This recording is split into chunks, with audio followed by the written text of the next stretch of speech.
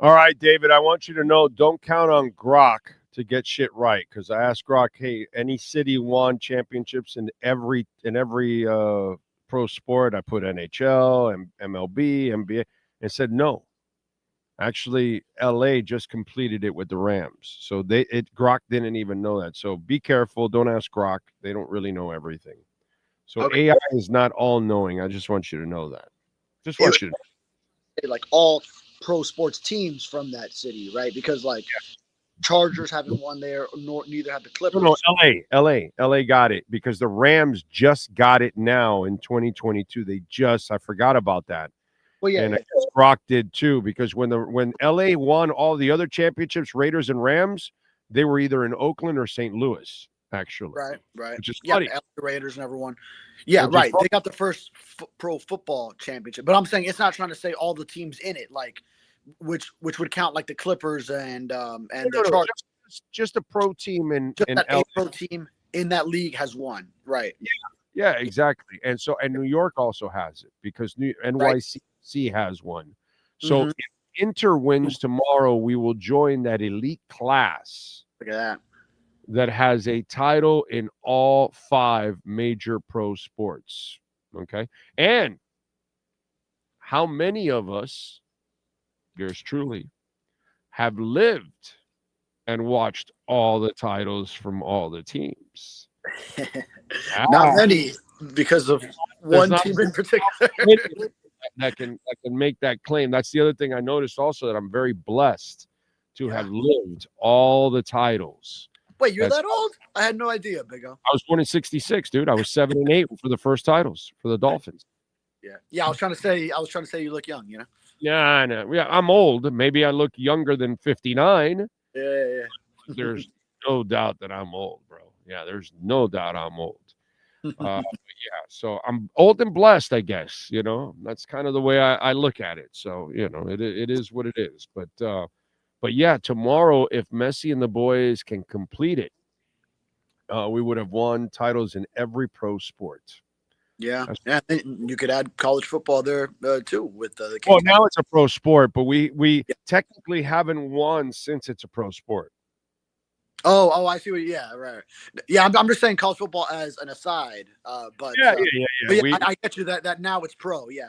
when you throw that in, LA and New York are out the fucking window. Well, no. Well, LA has USC. Oh yeah, they do have USC. Damn it, Yeah. I know. And UCLA won at some point. Right. Right. At some Mhm. point. So yeah. So they do have that. New York does. New York doesn't have any college football. I mean, Right.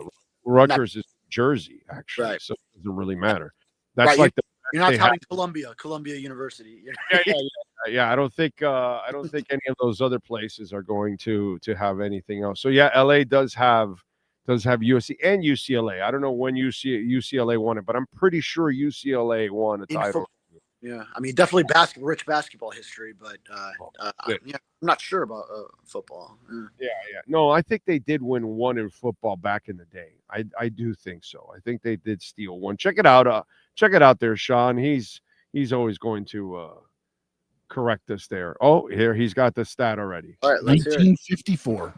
There you go. 54. Yeah. You were not alive for that one. No, I was not alive for that one. No, I was alive for some of the USC ones for that. That's for sure. But yeah, I know.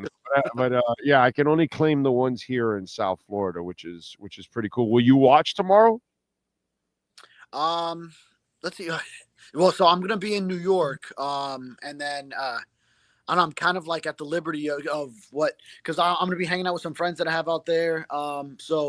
I'll be keeping track. I'll be trying to track it in addition to the college football, but I'll just be out and about.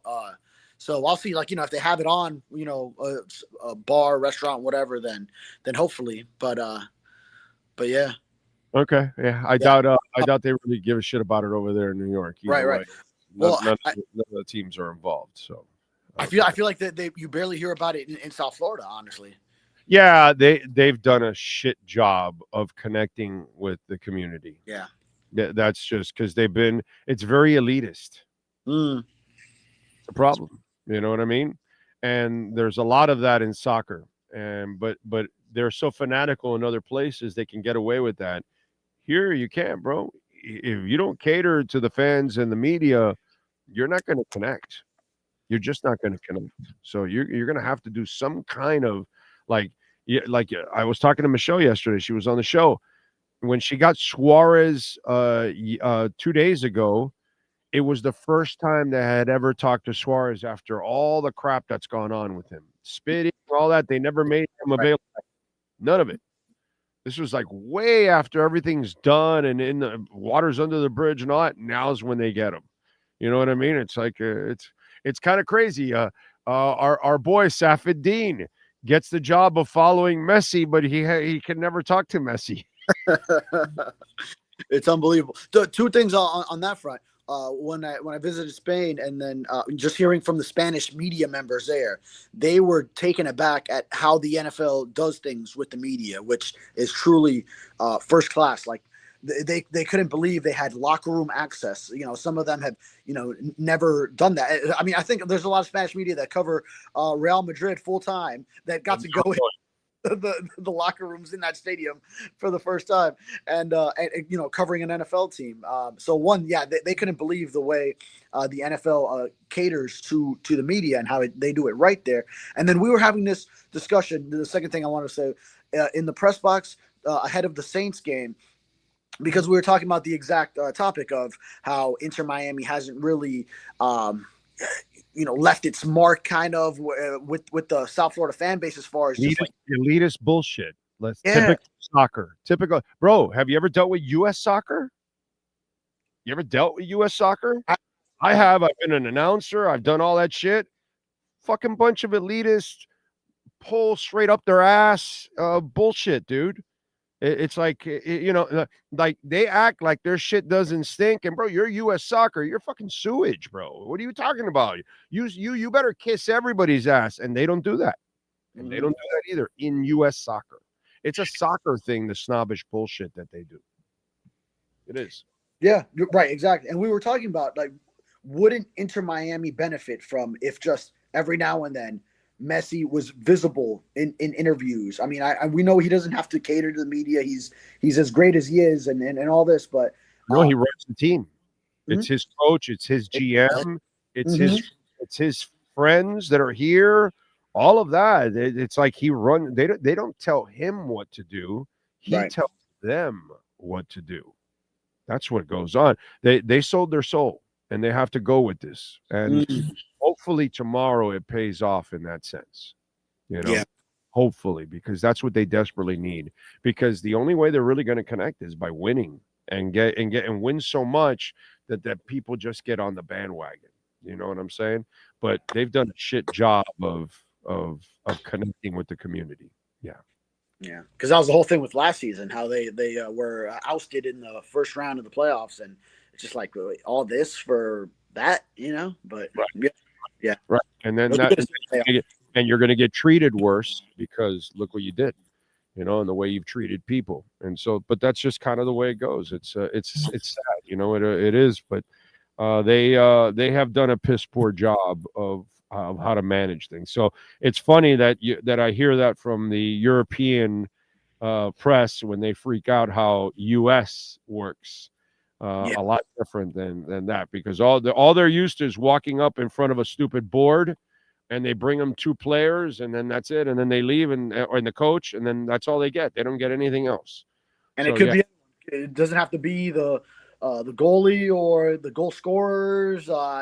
Nothing. It could just be anyone on the team, and that's who you're stuck with. That's who you're stuck with. Yeah, someone who had no impact on the game, maybe. Yeah, it's a bunch of crap, but that's kind of the way they've run things in that sport. I've dealt with that. I've covered international soccer, so when it's been here in the past over the years, so I've kind of experienced all of that, and U.S. soccer too. By the way, I'll throw those assholes in that mix too, because they are absolutely horrible. After my experiences of working with them, I never wanted to work with them again, because it was just too much, bro. Too much. I was like, yeah, bro, I'm not about, shitting on people and all that. That's just kind of, it's really uncool. But anyway, it is what it is. All right. So I'm really nervous about this game, dude. I got to tell you, the way Tua's playing, He is playing like a guy that isn't focused. He's playing like a guy. I don't see the same guy I saw with Nick Hicks. I don't see the same guy maybe prior to the hip injury last year. I don't see the same guy that was deadly accurate on simple throws that he is missing and off time. I don't know what it is mentally, physically, emotionally. I don't know if he's lost confidence. He certainly doesn't have confidence in the offensive line. There's no doubt about that. He is certainly protecting himself because the second there's some pressure, he is giving into that sack and he is, he's doing some of the stuff he should have done in the past, but then now he's taking it to kind of another extreme. And so I don't know, dude. I don't know how to decipher it, but there's something is rotten in Denmark, as they say. Oh, yeah. I don't know if I'm familiar with that phrase, but yeah, no, I mean, you're right about the taking it to another extreme, like the 3rd and 4 slide that he had, big topic of conversation this week as we followed up with him on that. And I think he's got to find that balance of now it's just so excessive in how he tries to protect himself because it's been trained in him and that he wants to do right by what he's been told to do. But then it's just sometimes, dude, you got to understand, it's also obvious here. That's a got to have it down. You have a chance to put a team away up 8 late. And then you leave it to a 4th down and then you get stopped. And then they're able to make their comeback attempt nearly on a couple of occasions, almost had the 2-point conversion to tie, almost won it afterwards. If Chris Olave doesn't drop a pass in the end zone after Jack Jones falls. So, boy, it could have gone really awry, and you're right to feel nervous because it's not like this team has won 3 games in a row. It's 4 out of 5, but I mean, you're talking about the Washington Commanders on a neutral site who were the last 2 games were like who wanted it less, pretty much. Exactly. So it's not like wins that left you like the Falcons game, like the Bills game that left you saying, oh, wait, there's something here. Like now they're kind of just squeaking by, which I think in a win streak, you have to have both. You have to have the games that where you dominate and you're like, okay, yeah, this team really does have something going. And then you also have to win your clunkers of games, which have been the last 2, but eventually those catch up to you. So, yeah, you're right. Going on the road, a division rival, the Jets, after how horrible they were to start in the first half, now they've won, I believe it's 3 out of 5. I'd have to check the listings again, but yeah, so they've got a little bit of a streak going themselves, catching fire a little bit, and I put out the stat that the Jets have not intercepted a pass all season. Tua is tied for the league lead in interceptions. Something's got to give on Sunday. Which one will it be? And the cold weather and all that. Yeah.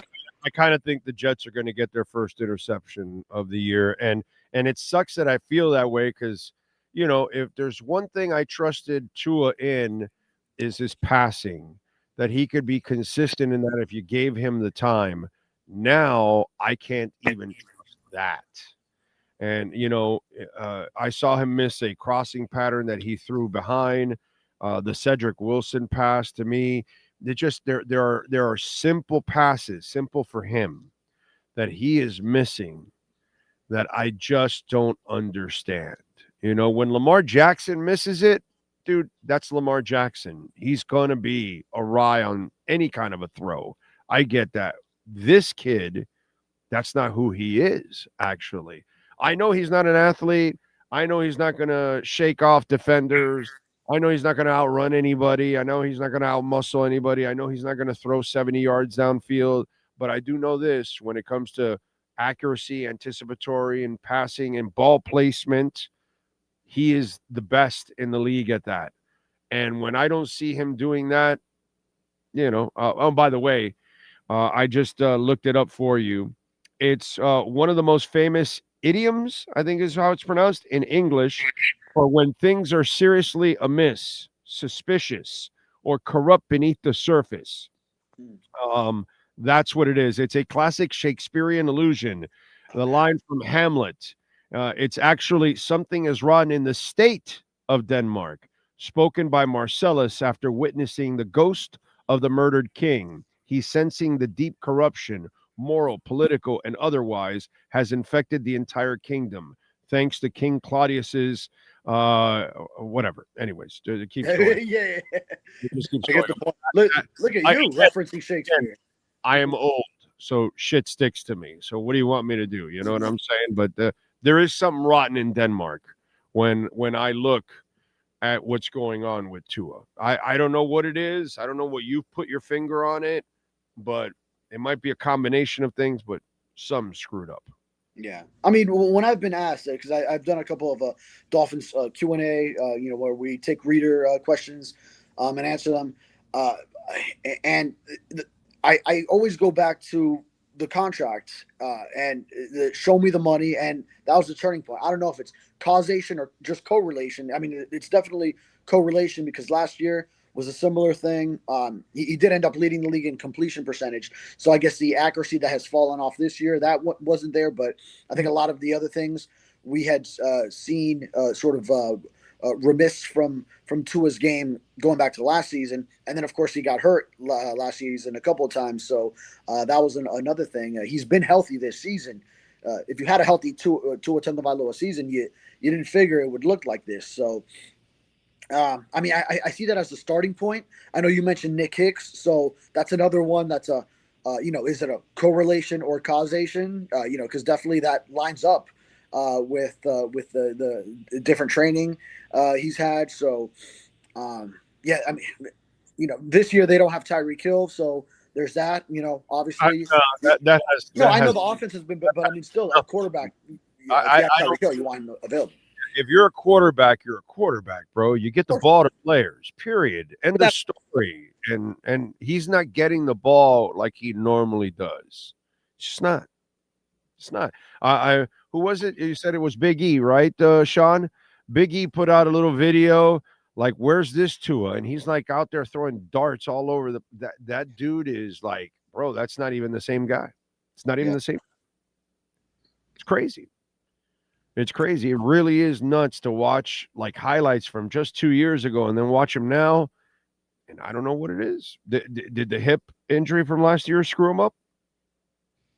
He doesn't say so. So I mean, because we've asked this, and he put it behind like, all right, that's a thing of the past. Had the whole offseason afterwards. So and I know it's unrelated, although I mean it's still a hip. So, but it was unrelated to the college injury that cut his college career short. But still, it is multiple ailments on his hips. So, that stuff adds up, and maybe mental too. Maybe it adds a mental hurdle. When you've hurt different things that then maybe could lead to your mechanics being a little bit off. So, yeah, there's a lot of things you can speculate as to reasons why. It's really hard to put your finger on exactly what.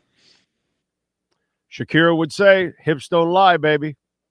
Hips don't lie. And it looks bad. So this is a game where you're going to depend, I would imagine, as always, on Devon Achane.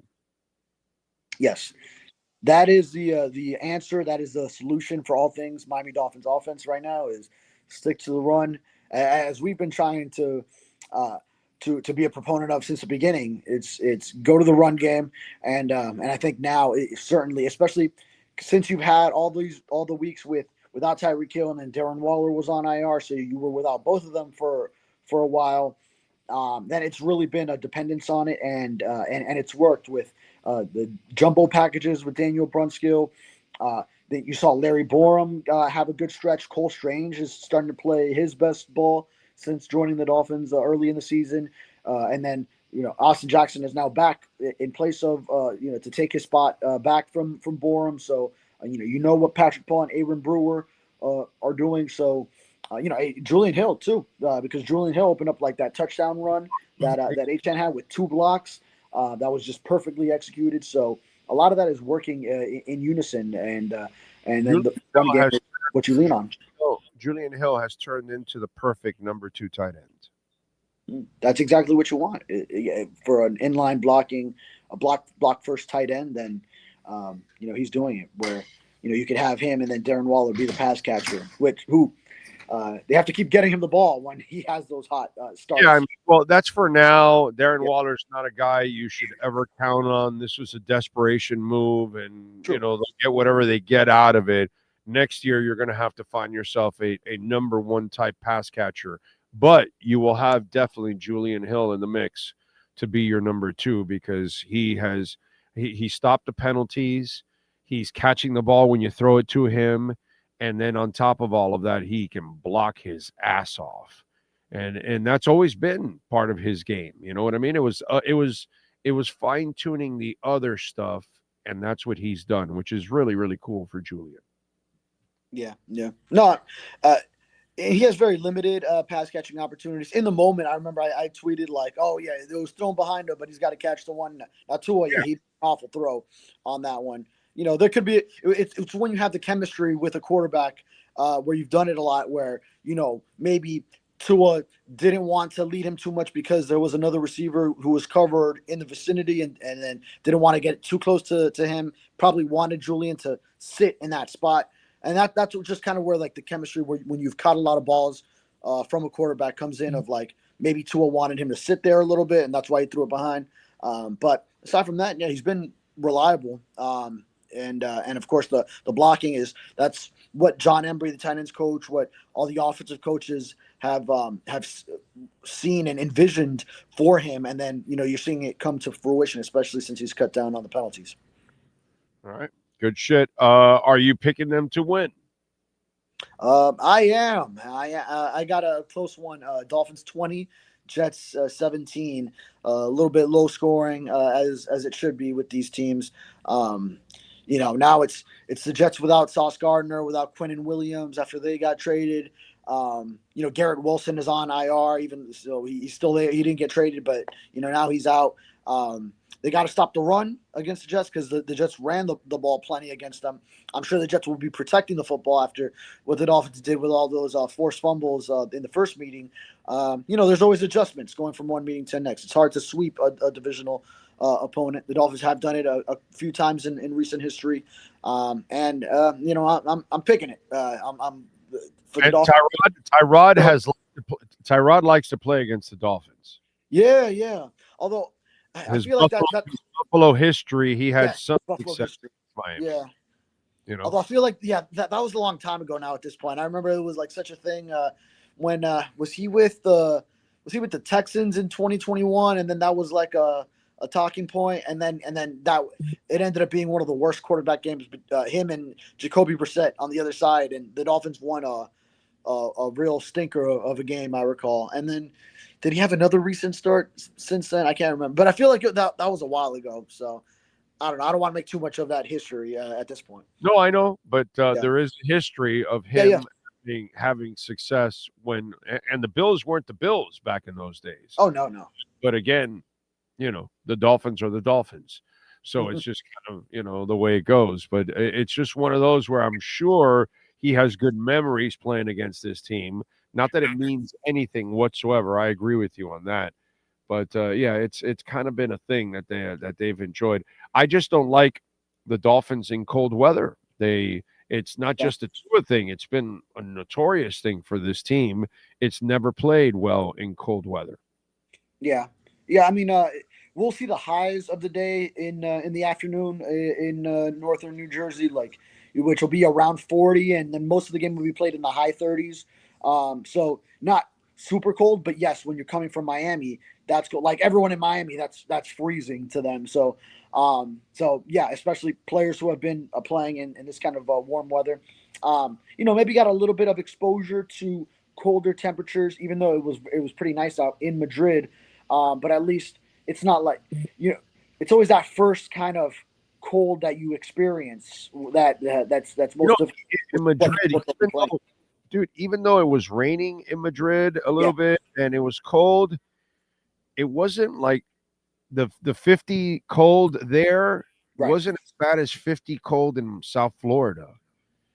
I don't know why. I don't know. Maybe our humidity is like worse or something. I don't know what the hell it was, but it wasn't that bad. Like when I was walking around, I could, I was handling it. Maybe it's because I was walking so damn much. My blood was like going all over the place. Mm. So I don't know what it was, but it just didn't feel like, it was in the 50s, but it didn't feel like it was that cold in Madrid. It was kind of weird. I don't know why. Yeah, Again, it's a phenomenon. I don't know. We gotta get a meteorologist on this. No, because it is true. Like when it gets to those temperatures in Miami, it always feels colder yeah. than other places. I don't know what it is. It was weird, dude. Like I was there with my jacket in the 50s, and I was like, it's not so bad, It's like, okay, all right, well, I can handle it. I'm good. And normally in 50s in Miami, I'm freezing my ass off, dude. Injury wise, are they getting anybody back finally this week? What do we got? Yeah, I think so. I mean, they're in a pretty good spot. But they've had everyone practicing this week. We'll get the final word within, I think, the hour now. Yeah, within the hour when Mike McDaniel speaks behind me. But I mean, I imagine Rasul Douglas will be good to go again. Abram Brewer had a new knee issue pop up on yesterday's injury report, so we'll check on that because now he has three different things: knee, neck, and I think the foot also. So He is a tough hombre, bro. but he is. That's the thing. So yeah, you never count him out unless it was like some serious thing that happened yesterday, which we'll find out more. I can't But believe they're paying that guy just $7 million a season. it's a That's steal.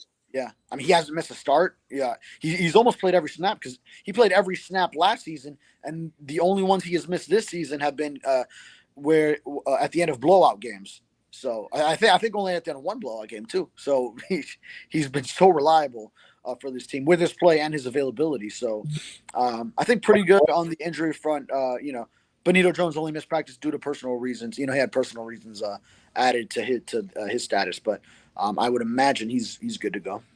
Before I let you go, the draft class grade continues to get better as the season goes on, correct? Draft class grade. Oh yeah, like the past draft class. Yeah. This so let's see. Let's break it down. Jonah is improving. Kenneth Grant also had the rough start, and I think he's been improving as well. Dante Phillips and Biggers have improved. Yes. So Jordan Phillips. Yeah. So now you have the three rookie D linemen who are really like consistently, playing in unison. I think getting a lot of chemistry together. Trader was playing more previously, and then has now taken a back seat with Ashton Davis back there. So, but again, when you play him, he has been productive. Actually, yeah. No, I like him. He's possibly my favorite rookie as far as what I've seen and potential relative to where he was selected. Yeah. So I'm just saying. Jason Marshall has potential too, and we've seen him have to get thrown in there. Yeah, rookie class has actually done well, and they're starting to really contribute in the second half of the season here to kind of help them out. All right, follow him on Twitter at David Furones _. Catch his work at the Sun Sentinel. What are you working on the Sun Sentinel, sir? Yeah, I just put out a story. I talked to Zach Wilson this week. Good interview on him going back to MetLife Stadium and how he'll be one snap away from possibly playing against the Jets, who took him number 2. And after it was thought he'd be a longtime division rival of the Dolphins with the Jets, and now he is the backup here in Miami. And if God forbid something were to happen to Tua, then it's wild. Like he'll be playing in that game. So he talked about his experience and feeling like he's grown since then. Obviously, in a tough situation in New York as a number 2 pick, and then having it fail the way it did. That, and then I'll have all the news that comes out today once we get word on injury stuff and whatnot. So taking you into Dolphins Jets on Sunday. All right, good stuff. Safe travels, my brother. We will catch up in the post game show. Appreciate you as always. Thank you, sir. Yes, sir. Have a good one. You got it. Welt Rheaume. We love them. Jeff Welt and Daniel Rheaume. They are absolutely monsters. If the Dolphins perform like Jeff Welt and Daniel Rheaume, we'd be winning titles every year. And if you want to make sure you crush the insurance company that's giving you problems, you call Jeff Welt and Daniel Rheaume. If you're dealing with bankruptcy, government's giving you issues, creditors are giving you issues, call Welt and Rheaume, 954-966-4646. Business owner claims, commercial litigation, personal injury, 954-966-4646. The consultation is completely free.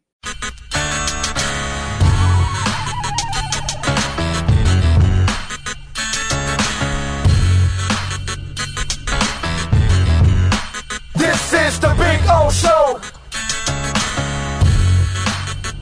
This is the Big O Show.